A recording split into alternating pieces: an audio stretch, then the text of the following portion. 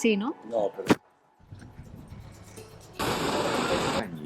Después de 3 años de guerra, la economía rusa y también la de Ucrania siguen mostrando resistencia. Hoy la Unión Europea ha aprobado más ayudas a Kiev y nuevas sanciones a Moscú. Analizaremos si están surtiendo efecto. El acercamiento de Trump a Putin aboca inevitablemente a la Unión Europea a replantearse su inversión en defensa, pero en un escenario donde los drones derriban tanques nos preguntamos si hay que gastar más o hay que gastar mejor. Los mercados europeos reaccionan con moderado optimismo a los resultados de las elecciones en Alemania. La bolsa de Frankfurt ha encabezado las subidas y el IBEX rescata los 13.000 puntos. El euro gana posiciones frente al dólar.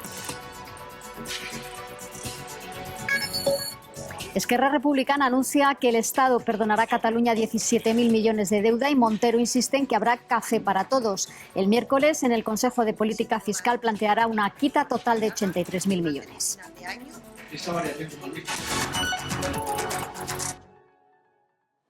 Esto es La Economía en 24. Buenas tardes. Hoy hace 3 años Rusia invadía Ucrania. En estos 3 años decenas de miles de soldados de ambos bandos han muerto en el frente y millones de ucranianos han tenido que huir de sus hogares. La tragedia humana es difícil de cuantificar, el sufrimiento humano en realidad no se puede medir, pero la economía, que es lo que nos toca aquí, sí. Y después de 3 años sorprende la resiliencia económica tras una guerra que nos empujó a la mayor crisis energética y de inflación vista en décadas. Ahora lo vamos a ver. La pregunta hoy es ¿cuánto más va a durar esta guerra? ¿Cuánto más puede durar? ¿Y cómo puede acabar después del giro de 180 grados de Estados Unidos con Trump en la Casa Blanca? De eso vamos a hablar con el coronel del Ejército de Tierra retirado, Juan Pons. Buenas tardes, señor Pons. Y con Javier Fernández Arribas, periodista, director de la revista Talayar. Javier, buenas tardes. Buenas tardes. Les planteo, quiero un titular, así para empezar y enseguida ponemos datos y contexto. ¿Cuánto va a durar esta guerra, coronel? Lo que Trump quiera. Javier. Lo que aguanten los ucranianos y les interese, porque aunque retires buena parte del apoyo financiero y militar, el 40% de las armas que utiliza ahora Ucrania las fabrican los ucranianos.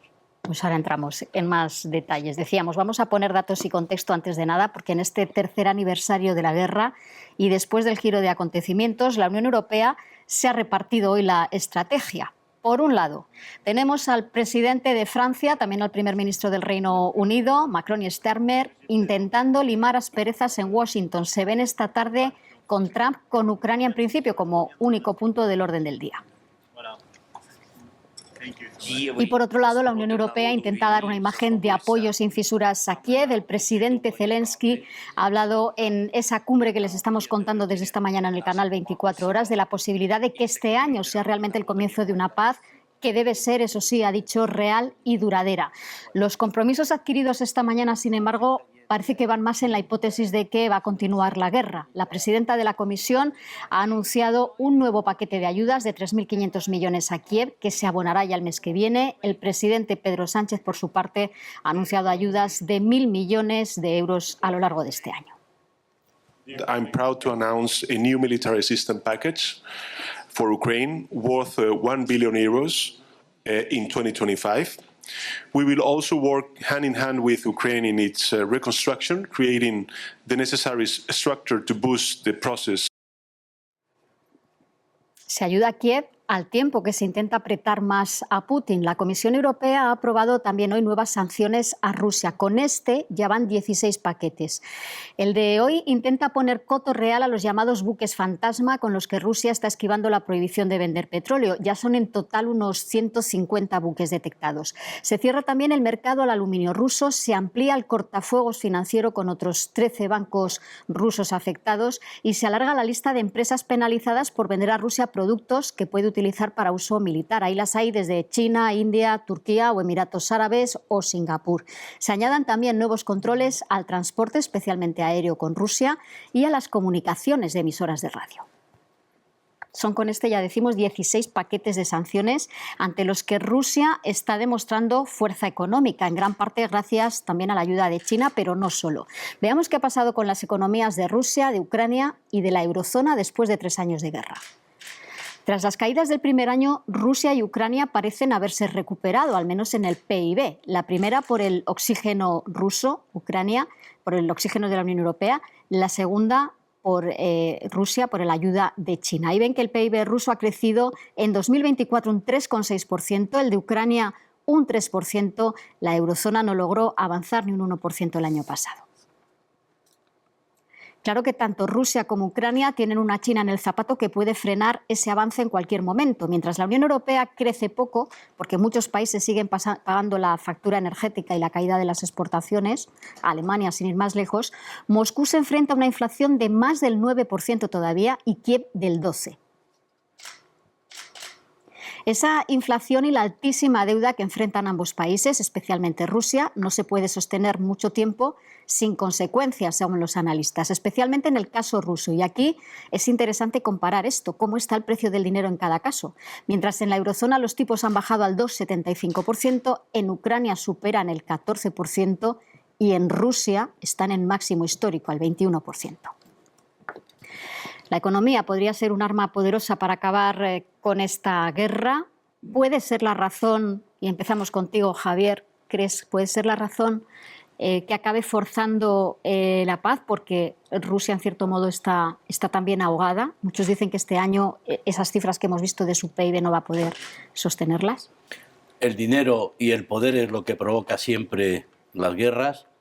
El problema es que tanto Rusia como Ucrania y Estados Unidos, por tanto, han estado preparando esta guerra desde 2014, desde la revolución de la Plaza Maidán y desde que estalló el conflicto en aquella fecha.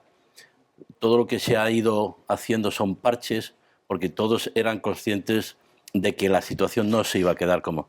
Y efectivamente, en la preparación de esta guerra a nivel de sanciones, a nivel de armamento y a nivel de estructura, ha permitido al Kremlin pues aguantar, porque en Estados Unidos y en la OTAN se pensaban que, tal y como ocurrió la Guerra de las Galaxias de Ronald Reagan, la exploración del espacio que asfixió y provocó el colapso de la Unión Soviética, las sanciones iban a provocar el colapso de Rusia, pero Putin en eso ha tenido, como bien has dicho, el apoyo de China, pero también ha estado preparándose desde ese tiempo para poder soportar todo lo que está soportando. En las negociaciones, primer toma de contacto entre la administración Trump y los enviados de Putin, que por cierto te pilló a ti justo allí, esa reunión allí en Arabia, la verdad es que las primeras condiciones de las que habló Putin eran económicas. Pidió quítenme las sanciones, devuélvanme al sistema de pagos internacional, quiero una indemnización económica de Ucrania y luego, bueno, todo lo demás, quiero las tierras que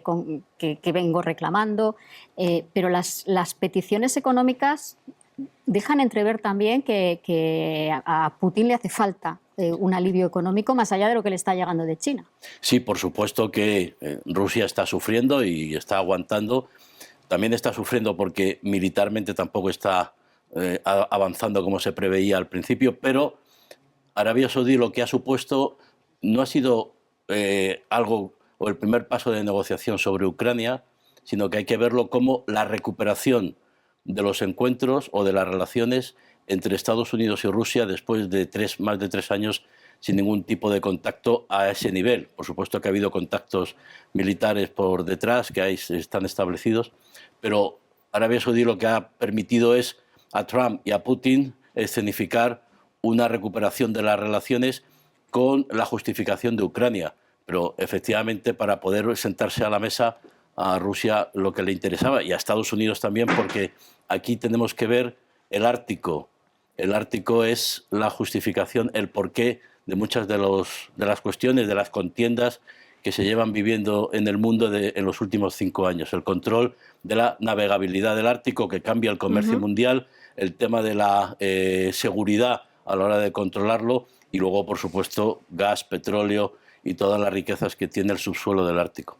Asentía el coronel, en el Ártico está la clave, en el potencial económico del Ártico. Al final es todo dinero. Sí, todo dinero. El potencial económico es petróleo, es gas, son recursos naturales como oro, plata y, por supuesto, las tierras raras. No va a haber una, digamos, no se va a producir de forma inmediata el hecho de la navegabilidad importante por el Ártico, pero es un camino que tanto Estados Unidos como Canadá, como los países ribereños están contemplando, porque es un punto estratégico sobre todo para Rusia y, por supuesto, para Estados Unidos. ¿Y ahí ese reparto solo se podrá hacer por la fuerza? Existe una convención de países, que son todos los ribereños con el Ártico, en donde también está China, que también argumenta que es parte interesada en el Ártico, cuando no tiene evidentemente ninguna frontera. No creo que llegue la sangre al río, porque no hay interés sino en explotar los recursos naturales, que por el momento eso está impedido por las normas del Consejo Ártico, que tiene su sede, por cierto, en Noruega, en la ciudad de Tromsø. Estuvimos todos muy pendientes de ese encuentro de los máximos responsables de la diplomacia de Estados Unidos y de Rusia en Riad, y pasó más desapercibida la visita del secretario del Tesoro de Estados Unidos a Kiev. Scott Bessent fue quien realmente le dijo a Zelensky: quiero el 50%, queremos el 50% de los minerales raros que tenéis ahí, más allá luego de una factura que pide Trump de $500 billion a Ucrania. ¿Es factible que Estados Unidos se haya gastado, coronel, ese dineral? Las cuentas nos dicen que no, nos dicen que en total Estados Unidos y la Unión Europea se han gastado unos 300.000 millones, y casi a la limón Estados Unidos ha puesto un poco más. Pero esa factura que hace Trump, no sé si en armamento o en otro tipo de cuestiones que se nos escapan, podría ser tan alta. Cerca de la mitad de la ayuda, no solo militar, sino humanitaria y en todos los conceptos que ha recibido hasta el momento Ucrania, proceden de Estados Unidos. Pero en relación con lo que ha dicho, quisiera hacer un comentario muy preciso, y es que ya en los años 20, el 30 presidente de Estados Unidos, Calvin Coolidge, dijo que el negocio de Estados Unidos son los negocios. Repito, el negocio de Estados Unidos son los negocios. Es decir, hay que contemplar lo que el secretario del Tesoro dijo en Kiev como la aplicación de precisamente esa famosa frase, que no viene más que a decir que el comercio es la esencia del desarrollo de Estados Unidos. Recordamos también el lema de Trump, que es America First. Eso significa un desarrollo acelerado para generar mayor progreso a sus ciudadanos. Lo que pasa es que siempre que hay una guerra, y tú te lo sabes bien, Javier, por Irak, por ejemplo, ¿no? Uno piensa, el negocio viene con la reconstrucción. Yo ahí ya me aseguro de que estén todas mis empresas también, y de que yo ahí... aquí el negocio está también en quitar unos recursos naturales a futuro, y encima en pedirle una factura por la ayuda que te he dado supuestamente voluntariamente, porque a mí me interesaba también. Aquí podemos citar al que fue secretario de Exteriores británico, que decía que el Reino Unido no tiene política exterior, tiene intereses. Bueno, pues a partir de ahí la mentalidad anglosajona y también francesa en los conflictos internacionales es intervenir dependiendo de los intereses, pero luego inmediatamente las empresas están en la reconstrucción. La cuestión de la ayuda a Ucrania ha estado claro desde el primer momento en el que los europeos sí estaban planteando la cuestión como te estamos ayudando, luego veremos cómo podemos resarcirnos y cómo podemos balancear la ayuda que te hemos prestado. Estados Unidos no, en eso la administración Biden, y anoche lo dijo Trump, hemos tenido un presidente tonto que les ha regalado a estos 350.000 millones, mientras los europeos no. ¿Qué ocurre? Que dentro Pero eso de lo no que es cierto. Eso que dice Trump no es cierto. Ya, bueno, los bulos de Trump son notorios, pero bueno, él lanza la teoría del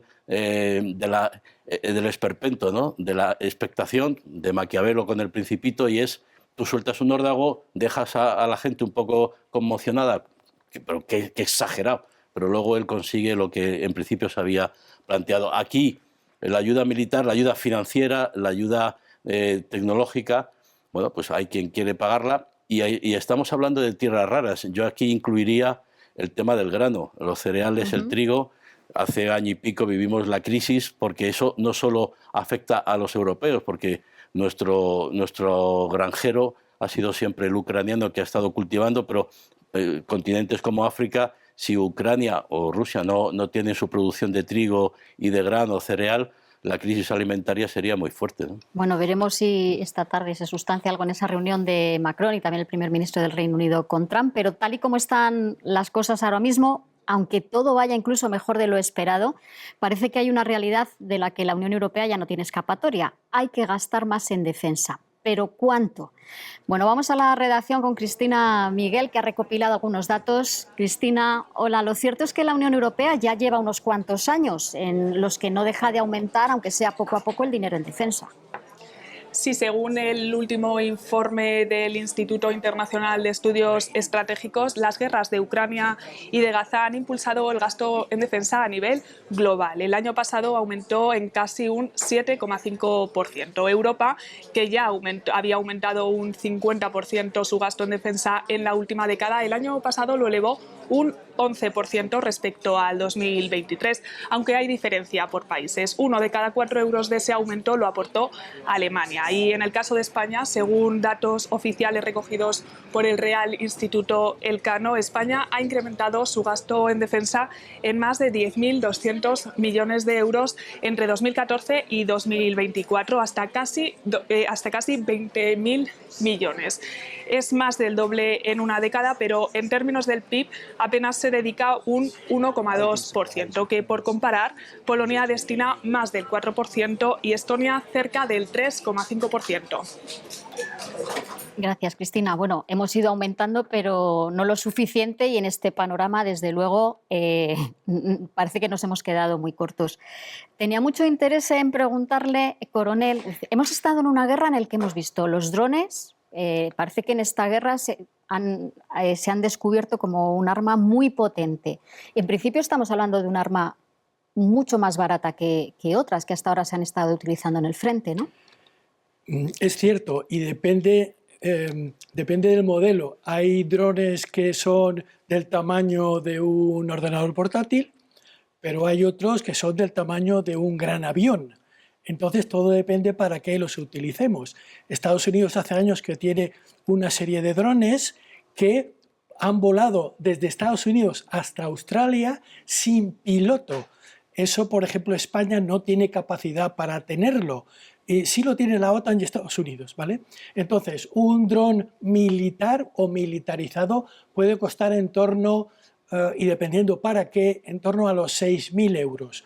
Pero hay drones de mucha más capacidad y mucho mayores en tamaño y que vuelan muy alto y son como los aviones espía U-2 famosos, que ya están retirados de servicio, que cuestan como un avión A380 Airbus o un 747 de Boeing, ¿no? O sea que estamos hablando de precios muy dispares. Ahora bien, un dron pequeño con capacidad de disparar un misil, bueno, pues puede costar unos varias decenas de miles. Pero es la histórica lucha entre lo que podríamos conocer desde tiempo inmemorial, entre la espada y el escudo. Entonces, ¿que pueden destruir un carro de combate? Cierto, porque la parte más débil de los carros de combate es la parte superior del motor, que está normalmente atrás, y la parte superior de la torre. Pero, por ejemplo, Rusia recientemente, es decir, la semana pasada, en Abu Dhabi ha presentado el carro de combate, que es el que pilota los ataques rusos, que es el T-90 modernizado, y lo ha expuesto como el gran carro de combate. ¿Eso cuánto cuesta?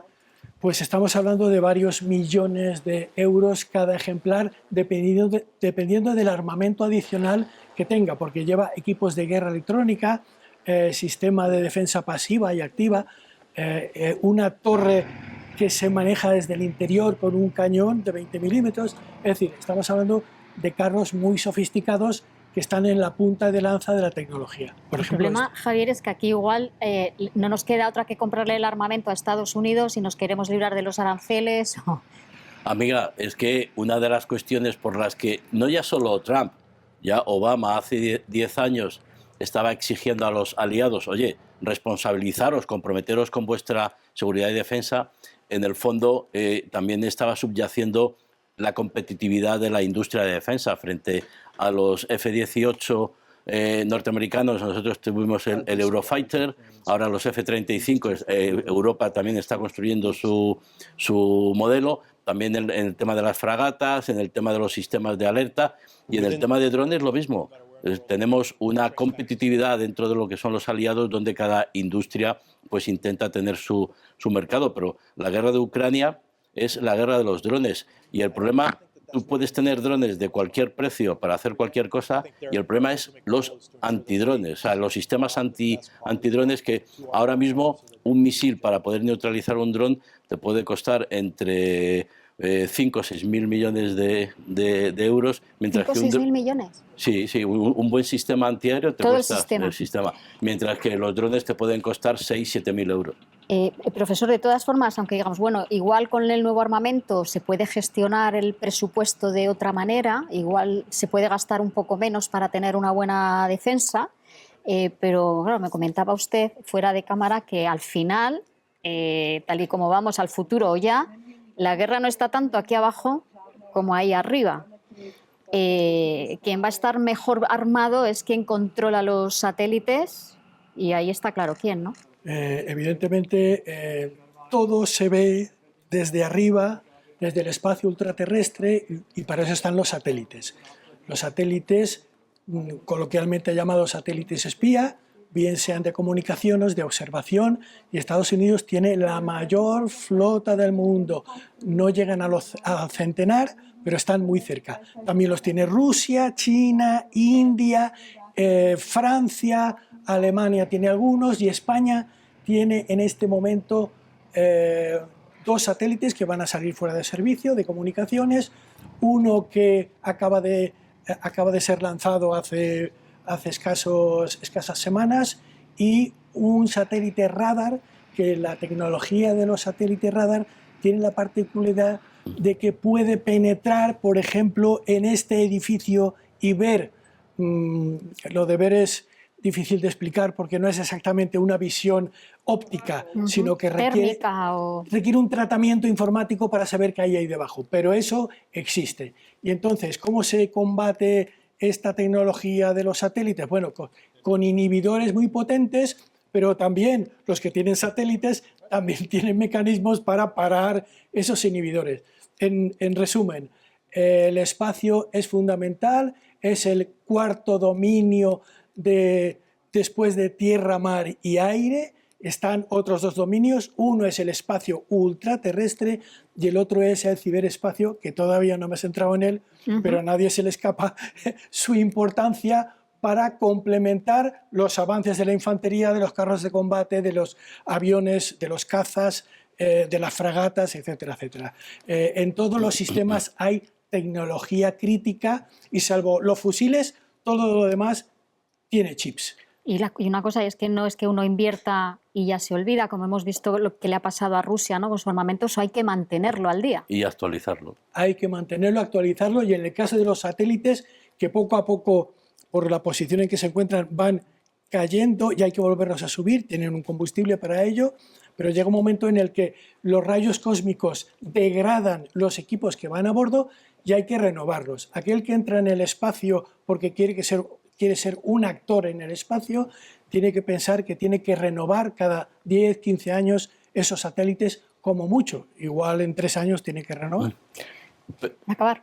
No, pero a la hora de las nuevas tecnologías, los drones, el espacio, lo que te hacen es sustituir en alguna manera y evitar bajas humanas, que a todos nos interesa el tener el menor número de bajas posibles en una confrontación.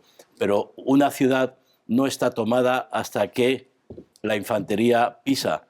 Y por poner un ejemplo muy desagradable, tenemos, por ejemplo, el tema de Gaza, con toda la tecnología israelí, etcétera, etcétera.